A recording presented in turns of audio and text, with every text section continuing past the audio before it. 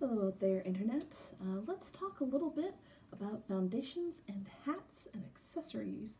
So this is part of a series of me going through my books and my favorite ones that I found most useful through the years of building things and building costumes.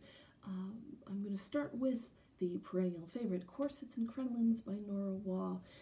This is an excellent basic book that goes, it's fairly lightweight and it's paperback. And there's a reason why this one's a classic. It goes through the basic shapes in order of era, which is very nice, and goes through and shows, some pattern research, some historical research, what extant pieces looked like in some cases, what the ideal shape was, and some pattern pieces that you can scale up and down. Mostly through drafting your own and informing your own kind of pieces, but you could do some radial drafting if you want it to be identical as far as to scale goes. It's an excellent beginner book as far as getting an overview of when is that shape, this shape, and what is this, what is supposed to be underneath this dress. This is a great place to start. Since we're on the topic of underwear, let's look at the history of underclothes. I'm not even going to try and pronounce that particular last name, but as you can see here, this is a lot to cover in a fairly small book. Obviously what it means by this is the history of Western underwear, and for the most part, Victorian underwear. Rather than all of underwear from all of history, as it's all of history is about this much. There's a little bit of 18th century stuff in it, but if you're trying to find specific things based off of what modern historical costumers call things, this is a great resource. Now, one of the things about researching in period is oftentimes they call a shirt, right? If they call an underdress, or a petticoat. If you're looking for, my lovely William Shakespeare has killed and brought me a sock. If you are hearing him making noises in the background, that's what that is about. It does have some really beautiful black and white pictures, and it has a pretty good overview. It also has the short phrases more or less to be able to get to where you're going, as to whether you're looking at a crinoline or a bustle or a hoop skirt. The names, or the elliptical hoop skirt, like, someone in period probably wouldn't be like, ah yes, I'm wearing my elliptical hoop skirt. That's a long thing to say. They would probably have it shorter to, whatever they're calling it at the time. Either a hoop or a petticoat, or not refer to it much at all in the first place. But if you're going to break it down by era, this is pretty good for that. I wouldn't say it's as useful as the Corsets and Crinolines book in some sort of ways. It also has a little bit of the flavor of the Victorian, yes, we are sage and know things, sort of feel to the writing, which is kind of fun. I would still recommend it as a useful thing to be able to look things up in.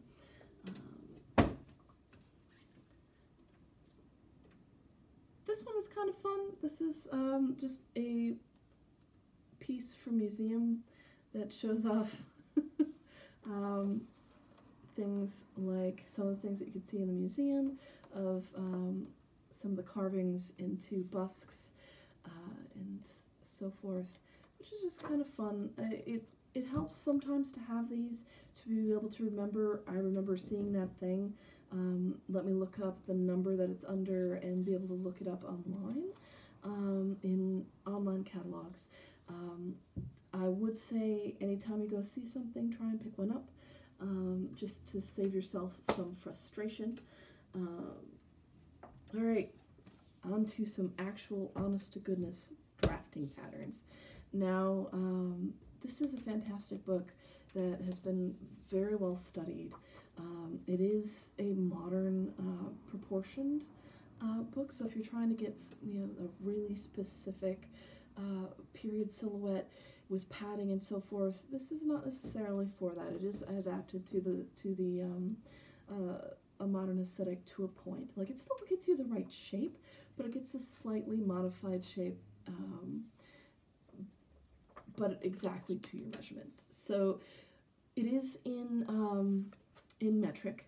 So if you do not have a Tailor square that is already in metric, I highly recommend it.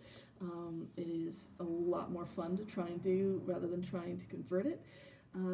They do have beautiful examples of what the draft is supposed to look like and what it looks like when it's done, so you can make informed decisions on what to make from it. And if you are looking to get into pattern drafting that isn't like a full suit or trousers or something like that, you want something more feminine, this is a great place to start. And it's a good place to practice using your Tailor square, if you don't mind getting a metric one anyway, to be able to keep down on the using a calculator of this is a half versus this is a quarter of this and that sort of thing.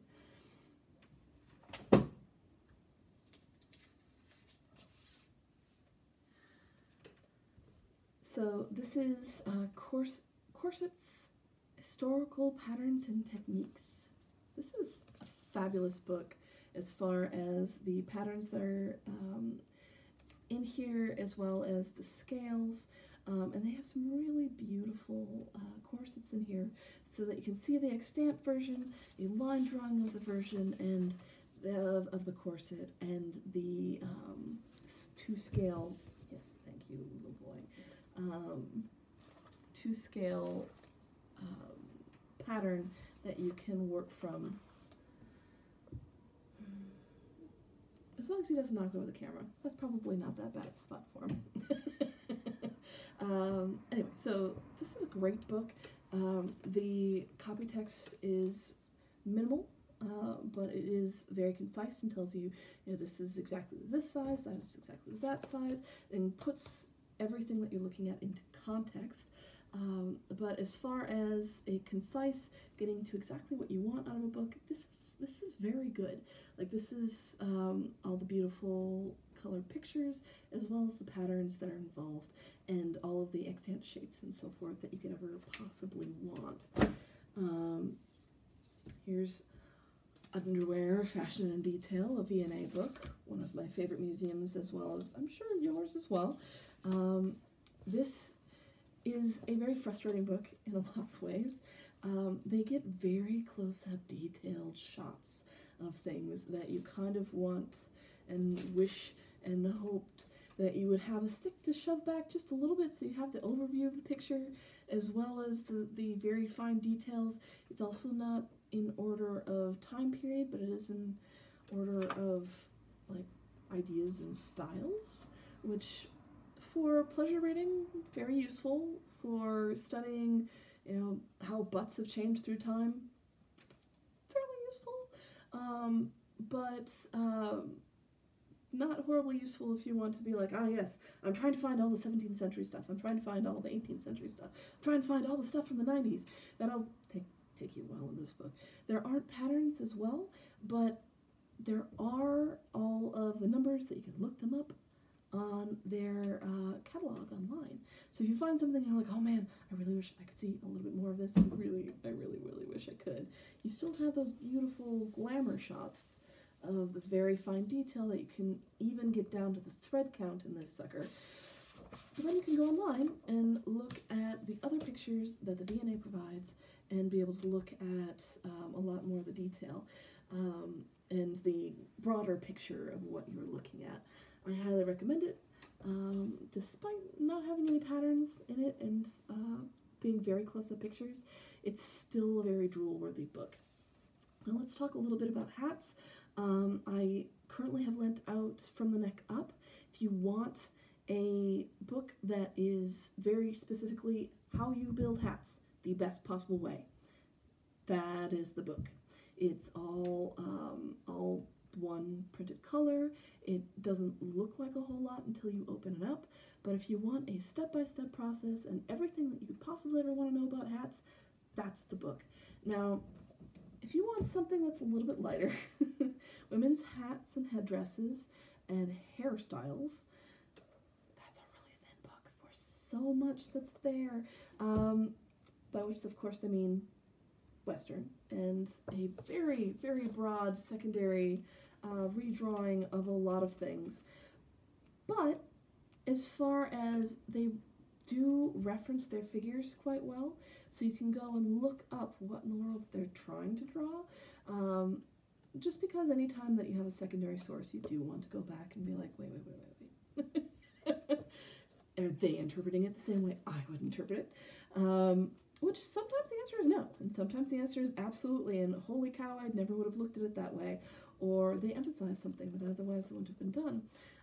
But as far as, you know, black and white line drawing of a very broad history of the most fashionable styles in, you know, Western wear, this is pretty good for being able to sift through and be like, so what era are we talking exactly? No, really. This will get you also to the point of being like, okay, so what is that kind of hat called by reenactors and by people who study fashion history, as opposed to hat, right, or bonnet. This can help you get there as well, so that you can start researching more specifically online or in the library. Now, as far as a modern book that has all sorts of different interesting stuff in it, and that is fairly budget friendly. Costume Craftwork on a Budget is a really fun book. It's got some really beautiful pictures, because heaven knows theater is never on a tight budget, oh no, or film for that matter.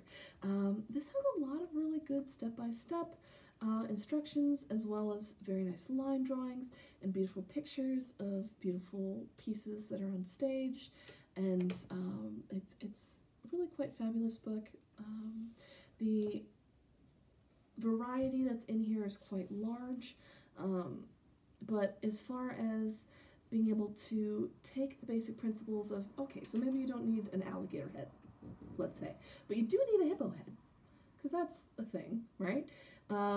Then you have the basics to be able to be like, all right, so she built the alligator head like this, I could probably do it like that. It's a great place to start and gives you a great overview. It's beautiful. The portfolio pictures in there are absolutely stunning, and I highly recommend it to look at it, if only for that. If you want to look at a magnum opus of how to make a portfolio piece look like, you know, these are the steps that I took and I did these things to get to that thing, this is a great example of that. It's also just a fun book, and it has really good techniques in it, and is, as it claims, fairly budget friendly. I hope that was helpful, and I hope you had some fun going through hats and history with me briefly in this video.